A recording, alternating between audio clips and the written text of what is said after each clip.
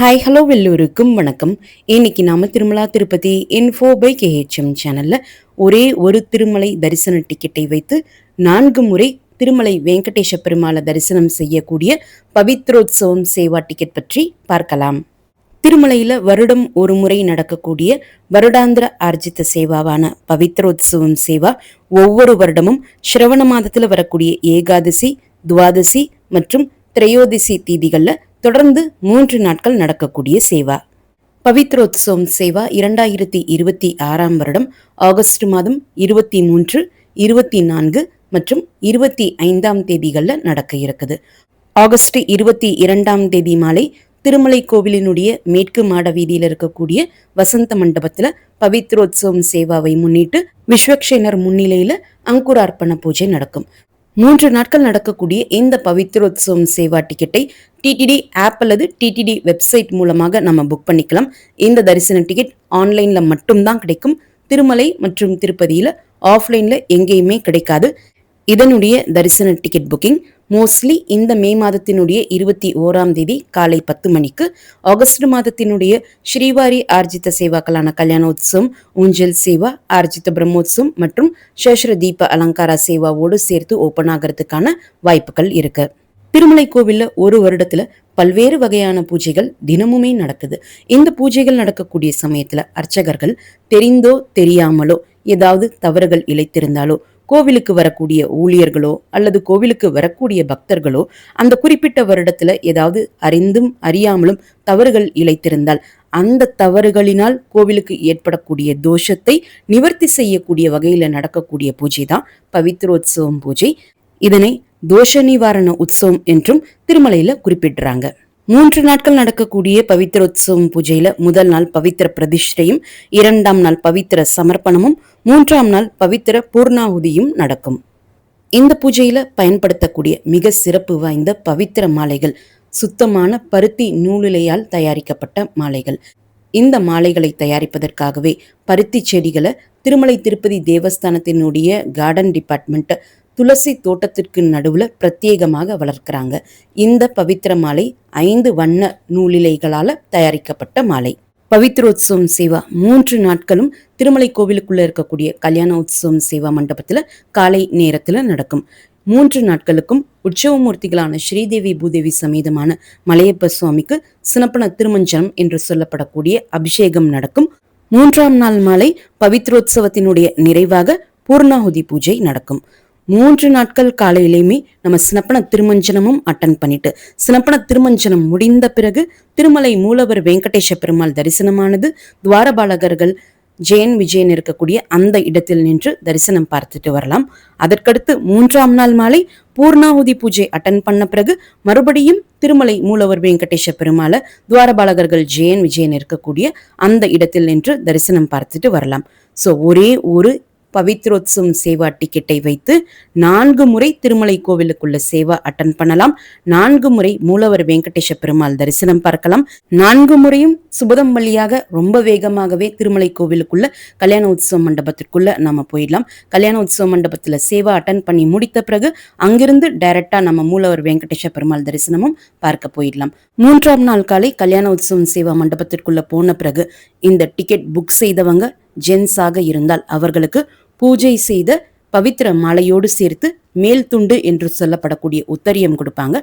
Ticket book செய்தவங்க லேடிஸாக இருந்தால் அவர்களுக்கு பூஜை செய்த பவித்திர மாலையோடு சேர்த்து பிளவுஸ் பிட் கொடுப்பாங்க. 3ஆம் நாள் மாலை பூர்ணாகுதி பூஜை முடிந்த பிறகு லட்டு கவுண்டருக்கு போய் நம்முடைய தரிசன டிக்கெட்டை கொடுத்து ஒருத்தருக்கு ஒரு 50 ரூபாய் லட்டு இலவசமாக வாங்கிக்கலாம். எக்ஸ்ட்ரா லட்டு தேவைப்பட்டால் நார்மல் சைஸ்டு லட்டுவுக்கு 50 ரூபாயும் பெரிய லட்டுவுக்கு 200 ரூபாயும் பே பண்ணி நம்ம வாங்கிக்கலாம். இந்த ஒரு தரிசன டிக்கெட்டை வைத்து 4 முறை திருமலை மூலவர் வெங்கடேஷ பெருமாளை நம்ம தரிசனம் செய்கிறோம். 4 முறையும் துவாரபாலகர்கள் இருக்கக்கூடிய அந்த இடத்தில் நின்றுதான் தரிசனம் பார்க்க முடியுமே தவிர்த்து பெருமாளை ரொம்ப பக்கத்துல போய் குலசேகரன் படி பக்கத்துல போய் நம்ம தரிசனம் பார்க்க முடியாது. ஒரு மொபைல் நம்பர் லாகின்ல இருந்து மினிமம் ஒரு தரிசன டிக்கெட்டும் மேக்சிமம் 2 தரிசன டிக்கெட்டும் நம்ம புக் பண்ணலாம். 12 வயதிற்கு குறைவான குழந்தைகளுக்கு இந்த தரிசன டிக்கெட் புக் பண்ண வேண்டிய அவசியம் கிடையாது. அவர்களை நீங்க தரிசனத்திற்காக அழைச்சிட்டு போகக்கூடிய சமயத்துல ஏஜ் ப்ரூஃபுக்காக கண்டிப்பாக அவங்களுடைய ஆதார் கார்டு இல்லாத பட்சத்துல ஸ்கூல் ஐடி எடுத்துட்டு போகணும். இந்த தரிசன டிக்கெட் புக் பண்ணக்கூடியவங்களுக்கு திருமலை கோவிலுக்கு பக்கத்துல இருக்கக்கூடிய ராம்பகிஷா ரெஸ்ட் ஹவுஸ் அல்லது வரகசுவாமி ரெஸ்ட் ஹவுஸ்ல தொடர்ந்து 3 நாட்களுக்கு டிடிடி ரூமும் கொடுத்துருவாங்க. ஒரு நாளினுடைய டிடிடி ரூமினுடைய வாடகை 100 ரூபாய் என்பதனால 3 நாட்களுக்கு 300 ரூபாயும் காஷன் டெபாசிட் 500 ரூபாயும் சேர்த்து மொத்தம் 800 ரூபாய் நம்ம பே பண்ண வேண்டியிருக்கும். இதனுடைய ரூம் புக்கிங் ஆன்லைன்ல நம்ம பண்ண முடியாது, ஆஃப்லைன்ல நேரடியாக போய் தான் பண்ற மாதிரி இருக்கும். போன வருடத்திற்கு முதல் வருடம் வரைக்கும் இந்த தரிசன டிக்கெட்டை பவித்ரோத்சவம் பூஜை ஆரம்பிப்பதற்கு முதல் நாள் மாலை 5 மணி போல சிஆர்ஓ ஆஃபீஸினுடைய ஏஆர்பி கவுண்டர்ல இருக்கக்கூடிய டோனாஸ் கவுண்டர்ல கொண்டு போய் கொடுத்தோம்னா அவங்க நம்முடைய டிக்கெட்டை சரி பார்த்துட்டு ராம்பகிஷா ரெஸ்ட் ஹவுஸ்ல ரூம் நமக்கு அலாட் பண்ணி கொடுப்பாங்க. ஆனால் போன வருடம் மட்டும் என்ன செஞ்சுட்டாங்கன்னா, இந்த தரிசன டிக்கெட் கொண்டு வந்தவர்களையும் சிஆர்ஓ ஆஃபீஸினுடைய பேஸ்மெண்ட் ஃப்ளோர்ல இருக்கக்கூடிய ஆஃப்லைன் ரூம் புக்கிங் கவுண்டர்ல கொண்டு போய் கொடுக்க சொல்லியிருந்தாங்க. ஆஃப்லைன் ரூம் புக்கிங் கவுண்டர்ல இந்த தரிசன டிக்கெட்டை சரி பார்த்துட்டு சிலருக்கு வரஹசுவாமி ரெஸ்ட் ஹவுஸ்லயும் ரூம் கிடைச்சிருந்துச்சு, சிலருக்கு ராம்பகிஷா ரெஸ்ட் ஹவுஸ்லயும் ரூம் கொடுத்திருந்தாங்க. எனிவேஸ் இந்த தரிசன டிக்கெட் வைத்திருக்கக்கூடியவங்களுக்கு ஏதாவது ஒரு டிடிடி 100 ரூபாய் ரூம் 3 நாட்களுக்கும் சேர்த்து கொடுத்துருவாங்க. பவித்ரோத்சவத்திற்கு முதல் நாள்னா ஆகஸ்ட் 22ஆம் தேதி மாலை 5 மணி போல சிஆர்ஓ ஆஃபீஸினுடைய ஏஆர்பி கவுண்டர்ல இருக்கக்கூடிய டோனாஸ் கவுண்டர்ல ஃபர்ஸ்ட் போய் நம்ம டிக்கெட் காமிக்கணும். அங்கேயே நமக்கு ரூம் கொடுத்துட்டாங்கன்னா அங்கேயே நம்ம அமௌண்ட் பே பண்ணிட்டு ரூம் வாங்கிக்கலாம். அல்லது அவங்க வேற ஏதாவது ரீடைரக்ட் பண்ணாங்கன்னா, சப்போஸ் ஆஃப்லைன் கவுண்டர்ல போய் வாங்கிக்கோங்கன்னு சொன்னாங்கன்னா அந்த இடத்திற்கு போய் நம்முடைய தரிசன டிக்கெட்டை காட்டி 3 நாட்களுக்கு நம்ம ரூம் வாங்கிக்கலாம். ஒரு மொபைல் நம்பர் லாகின்ல இருந்து 2 பேருக்கு இந்த தரிசன டிக்கெட் புக் பண்ணியிருந்தால் மட்டும்தான் அந்த தரிசன டிக்கெட்டை வைத்து நம்ம ரூம் வாங்க முடியும். தனி ஒரு நபருக்கு மட்டும் டிடிடி ரூம் கொடுப்பது கிடையாது. ஸோ ஒரு நபருக்கு மட்டும் இந்த தரிசன டிக்கெட் புக் செய்தால் 3 நாட்களுக்கு டிடிடி ரூம் கிடைக்குமா என்றால் நேரடியாக நம்ம போய் ட்ரை பண்ணி பார்த்தால் மட்டுமே தான் தெரியுமே தவிர்த்து கண்டிப்பாக ரூம் கிடைக்கும் என்று சொல்ல முடியாது.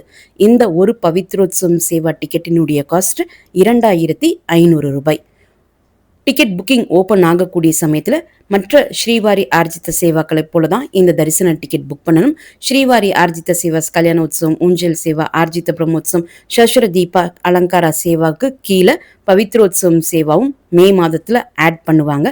மொத்தம் 750 டிக்கெட்ஸ் போல இந்த பவித்ரோத்சவம் சேவாவிற்காக இஷ்யூ பண்ணுவாங்க. பவித்ரோத்சவம் சேவா செலக்ட் பண்ண உடனே ஆகஸ்ட் 23ஆம் தேதி, அதாவது பவித்ரோத்சவம் சேவாவினுடைய முதல் நாள் மட்டும்தான் கிரீன் கலர்ல நமக்கு ஹைலைட் ஆகும். அந்த 23ஆம் தேதியை செலக்ட் பண்ணி நம்ம டிக்கெட் புக் செய்தாலே 3 நாட்களுக்கும் சேர்த்து நமக்கு டிக்கெட் புக் ஆகிடும். ஸ்ரீவாரி ஆர்ஜித சேவாஸ்க்கு இருக்கக்கூடிய ரூல்ஸ் அண்ட் ரெகுலேஷன்ஸ் தான் இந்த பவித்ரோத்சவம் சேவாவிற்கும் இருக்கும்.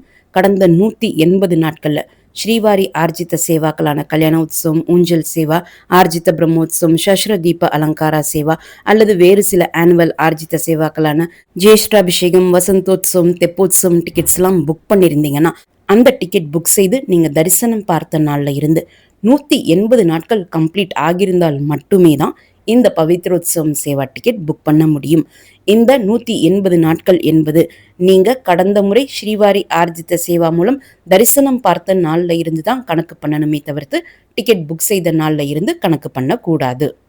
கடந்த 180 நாட்கள்ல ஏதாவது ஒரு ஆர்ஜித சேவா ஒரு குறிப்பிட்ட mobile number login, mail ID மற்றும் ஆதார் நம்பரை பயன்படுத்தி உங்களுக்காகவோ உங்க ஃபேமிலி மெம்பர்ஸ்க்காகவோ உங்களுடைய நெய்பர்ஸ் அல்லது ஃப்ரெண்ட்ஸுக்காகவோ இந்த ஆர்ஜித சேவா டிக்கெட் ஏதாவது புக் பண்ணியிருந்தீங்கன்னா அதே mobile number login, mail ID மற்றும் ஆதார் நம்பரை பயன்படுத்தி இந்த பவித்ரோத்சவம் சேவா டிக்கெட் புக் பண்ண முடியாது. டிக்கெட் புக்கிங் மற்றும் சேவாவினுடைய ஜெனரல் டீடைல்ஸ் பார்த்துட்டோம். இப்போ சேவா பற்றிய விரிவான தகவல்களை பார்க்கலாம். இந்த சேவாவிற்கு 3 நாட்களும் நம்ம ரிப்போர்ட் பண்ண வேண்டிய இடம் திருமலை கோவிலினுடைய தெற்கு மாட வீதியினுடைய ஆரம்பத்தில் இருக்கக்கூடிய சுபதம் என்ட்ரன்ஸ். ரிப்போர்ட்டிங் டைம் காலை 7 மணி. இப்ப சொல்லக்கூடிய தகவல்கள் எல்லாமே 3 நாட்களுக்கும் காமனா பொருந்தக்கூடிய தகவல்கள். இந்த தரிசனத்திற்கு ட்ரெஸ் கோட் ரொம்ப முக்கியம். ஜென்ஸ் ஷர்ட், இன்னர் பனியன் எது வியர் பண்ணியிருந்தாலும் கல்யாண உற்சவ மண்டபத்திற்குள்ள போன உடனே ஷர்ட், இன்னர் பனியன் எல்லாமே ரிமூவ் பண்ண சொல்லிடுவாங்க. அந்த சமயத்துல மேல் துண்டு என்று சொல்லப்படக்கூடிய உத்தரியம் வியர் பண்ணலாம். குர்தா பைஜமா அலோடு கிடையாது. எல்லா ஜென்ஸும் வேஷ்டி தான் கண்டிப்பா வியர் பண்ணணும்.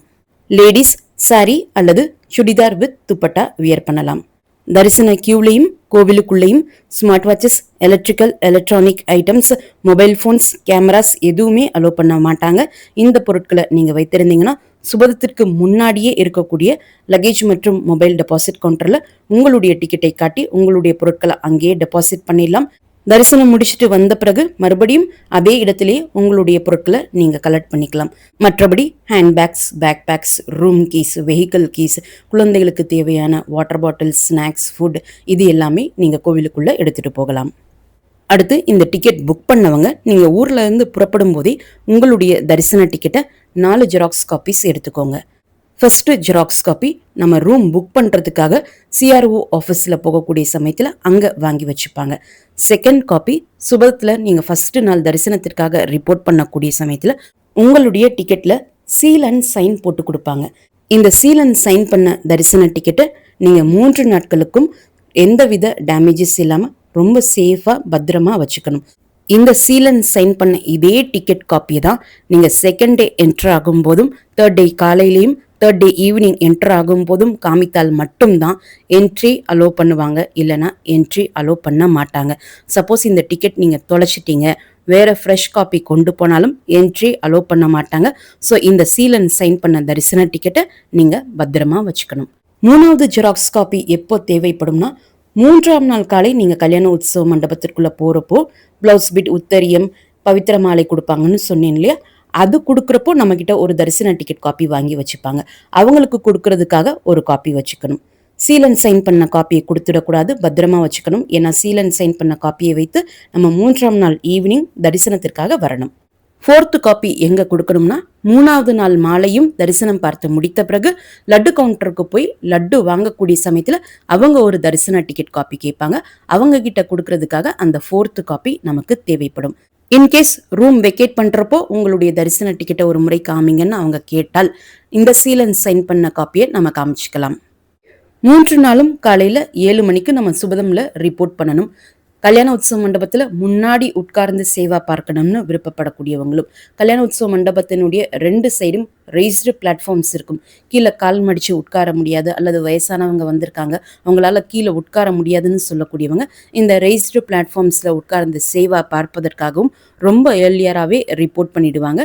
ஸோ ரிப்போர்ட்டிங் டைம் 7 மணியாக இருந்தாலும் ஓரளவு 6:15, 6:30 மணிக்கு எல்லாமே பக்தர்கள் ரிப்போர்ட் பண்ண ஆரம்பிச்சிடுவாங்க. சுபதம்ல என்டர் ஆன உடனே 3 வெவ்வேறு இடங்கள்ல நம்முடைய தரிசன டிக்கெட்டை செக் பண்ணுவாங்க. பர்சனல் செக்கிங் மற்றும் ஸ்கேனிங் இருக்கும். ஒரு இடத்துல நம்முடைய தரிசன டிக்கெட்டை ஸ்கேன் பண்ணிட்டு சீல் போட்டு கொடுப்பாங்க.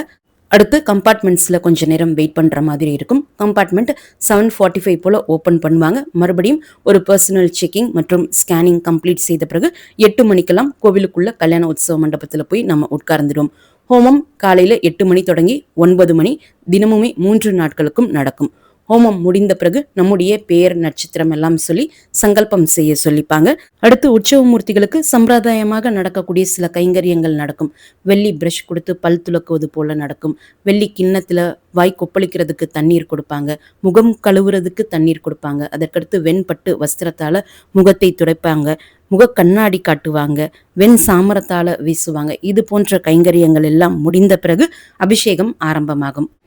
அபிஷேகம் மஞ்சள், இளநீர், சந்தனம், பால், தயிர், தேன் போன்ற மங்கள பொருட்களால் நடக்கும். ஒவ்வொரு அபிஷேகம் முடிந்த பிறகும் தீப ஆரத்தி காமிப்பாங்க. கடைசியாக எல்லா அபிஷேகங்களும் முடிந்த பிறகு மகா தீப ஆரத்தி என்று சொல்லப்படக்கூடிய நட்சத்திர ஆரத்தி காட்டி முடித்த பிறகு அந்த நாளுக்கான பூஜை நிறைவடையும். அபிஷேகம் முடிகிறதுக்கு சுமார் 10:45, 10:50 மணி ஆகிடும். ஹோமம் தொடங்கி அபிஷேகம் முடிகிற வரைக்கும் தொடர்ந்து 3 மணி நேரம் வேத பாராயணதாரர்கள் பஞ்சசுக்தமும் வேத மந்திரங்களும் படிப்பாங்க. இந்த வேத மந்திரங்கள் எல்லாம் கேட்டுட்டே ஹோமம் மற்றும் அபிஷேகம் பார்ப்பதற்கு நம்ம ரொம்ப ரொம்ப கொடுத்து வைத்திருக்கணும். நல்ல ஒரு பாசிட்டிவ் வைப் நமக்கு கிடைக்கும். யாருக்கெல்லாம் இந்த தரிசன டிக்கெட் புக் பண்ணுறதுக்கான ஆப்பர்ச்சுனிட்டி இருக்கோ மிஸ் பண்ணாமல் இந்த தரிசன டிக்கெட் புக் பண்ணிவிட்டு 3 நாட்களும் தரிசனம் பார்த்துட்டு வாங்க. 10:50 இந்த அபிஷேகம் முடிந்த பிறகு எல்லா பக்தர்களையும் கல்யாண உற்சவ மண்டபத்திலிருந்து கியூ மூலமாக கல்யாண உற்சவ மண்டபத்திலிருந்து டைரக்டா கொடிமரம் தாண்டி வேண்டி வாக்லி தாண்டி பங்காரு வாக்லிக்குள்ள போய் திருமலை மூலவர் வெங்கடேஷ பெருமாளை துவாரபாலகர்கள் ஜெயன் விஜயன் இருக்கக்கூடிய அந்த இடத்தில் நின்று தரிசனம் பார்க்கறதுக்காக அலோ பண்ணுவாங்க. தரிசனம் பார்த்துட்டு கோவிலை விட்டு வெளியே வர்றதுக்கு 11:30 மணி ஆகிடும். 3 நாட்கள் காலையிலையும் இதே ரூல்ஸ் தான் நம்ம ஃபாலோ பண்ணணும். இதே ப்ரொசீஜர்ஸ் தான் கல்யாண உற்சவ மண்டபத்தில் நடக்கும். இந்த ப்ரொசீஜர் எல்லாம் கம்ப்ளீட் ஆன பிறகு மூலவர் வெங்கடேஷ பெருமாள் தரிசனம் பார்த்துட்டு நம்ம வெளியே வந்துடணும். 3ஆம் நாள் காலையில நீங்க கல்யாண உற்சவ மண்டபத்திற்கு போன உடனே மைக்ல இன்ஃபர்மேஷன் கொடுப்பாங்க. இன்னைக்கு ஈவினிங் பூர்ணாகுதி பூஜை இருக்கு, அதை அட்டன் பண்றதுக்கு எல்லாருமே வாங்க அப்படின்னு சொல்லி இன்வைட் பண்ணுவாங்க. ஸோ 3rd டே ஈவினிங்கும் நம்ம தரிசனத்திற்காக வரணும். First day and second day 2 நாட்கள் நமக்கு காலையில மட்டும்தான் சேவா மற்றும் மூலவர் வெங்கடேஷ பெருமாள் தரிசனம் இருக்கும். 3rd டே மட்டும் காலையிலையும் சேவாவும் பெருமாள் தரிசனமும் இருக்கும், ஈவினிங்கும் சேவாவும் தரிசனமும் இருக்கும். 3rd டே ஈவினிங் 5:45 மணி போல சுபதம்ல ரிப்போர்ட் பண்ண சொல்லுவாங்க. 7 மணி வரைக்கும் நம்ம கம்பார்ட்மெண்ட்ல வெயிட் பண்ற மாதிரி இருக்கும். அதற்கடுத்து 7 மணிக்கு கல்யாண உற்சவ மண்டபத்திற்குள்ள போன பிறகு அஸ் யூஷுவல் 7 to 8 ஹோமம் நடக்கும். 8 to 9:30 பூர்ணாகுதி பூஜை நடக்கும். அது முடிந்த பிறகு மூலவர் வெங்கடேஷ பெருமாள் தரிசனம் பார்த்துட்டு கோவிலை விட்டு வெளியே வர்றதுக்கு 10 மணி ஆகிடும். அதற்கடுத்து நீங்க லட்டு கவுண்டருக்கு போய் உங்களுடைய தரிசன டிக்கெட் கொடுத்து லட்டு வாங்கிட்டு அதற்கடுத்து ரூமுக்கு ரிட்டர்ன் ஆகிறதுக்கு நைட் 10:30 மணி ஆகிடும். ஸோ இதற்கேற்றாற் போல உங்களுடைய ரிட்டர்ன் ஜேர்னிக்கான டிக்கெட்ஸை நீங்க புக் பண்ணிக்கலாம். ஃபர்ஸ்ட் டே இந்த பவித்ரோத்சவம் பூஜை நடக்கக்கூடிய சமயத்துல ஹோமத்துல பவித்திர மாலைகள் எல்லாமே பிரதிஷ்டை செய்து பூஜை பண்ணுவாங்க. 2ஆம் நாள் பவித்திர சமர்ப்பணம் என்பதனால பூஜை செய்த பவித்திர மாலைகளை நமக்கும் 3ஆம் நாள் காலை கொடுப்பாங்க. 2ஆம் நாள் காலை இந்த பூஜை முடிந்த பிறகு பூஜை செய்த இந்த பவித்திர மாலைகளை மூலவர் வெங்கடேஷ பெருமாளுக்கும் மூலவர் வெங்கடேஷ பெருமாளோடு கருவறையில் இருக்கக்கூடிய பஞ்சபீரங்கள், விமான வெங்கடேஸ்வரர், கோவிலுக்குள்ள இருக்கக்கூடிய துவஜஸ்தம்பம், பலிபீடம், ஸ்ரீமன் ராமானுஜர், யோக நரசிம்மர், வகுலமாதா, கோவிலுக்கு வெளியே இருக்கக்கூடிய வராக பெருமாள், பேடி ஆஞ்சநேயர் எல்லாருக்குமே சாற்றுவாங்க. இந்த வீடியோவை மறக்காம உடனடியாக உங்களுடைய ஃப்ரெண்ட்ஸ், ஃபேமிலி மெம்பர்ஸ், நெய்பர்ஸ் மற்றும் கொலீக்ஸ் கூடயும் ஷேர் பண்ணுங்க. திருமலை மற்றும் திருப்பதி தரிசன தகவல்கள் தெரிஞ்சுக்கிறதுக்கு எங்களுடைய சேனலையும் மறக்காம சப்ஸ்கிரைப் பண்ணிக்கோங்க. மீண்டும் ஒரு நல்ல தகவலுடன் உங்களை சந்திக்கும் வரை நன்றி, வணக்கம்.